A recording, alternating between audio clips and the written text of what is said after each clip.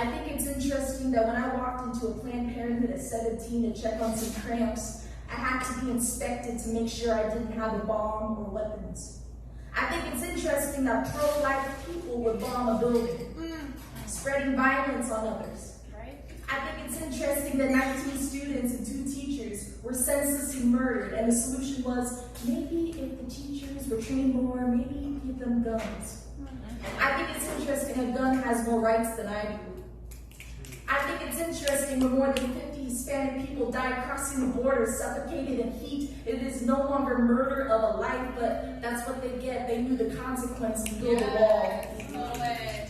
I think it's interesting we allow white Ukrainian travelers seeking safety, but not brown Afghans into America.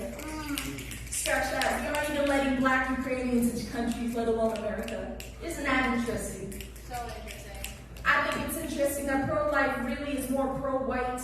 It's pro-birth. It's pro-stand by the rules or get killed. But if you get killed, well, you deserve that pro-life. You aren't pro-life. What you really are is anti-choice, anti-abortion, pro-birth. Because if you were really pro-life, you would never force a human to have a pregnancy.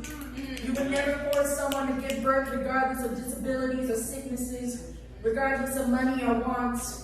If you're really pro-life, you would respect that the choice of giving life is just that, a choice, an option, not a one-way street. The next time you argue with me about the right to life, take a look at your neighbors, your state, your world. And start with those that are genuinely already living and are visibly struggling, and ponder, isn't that interesting?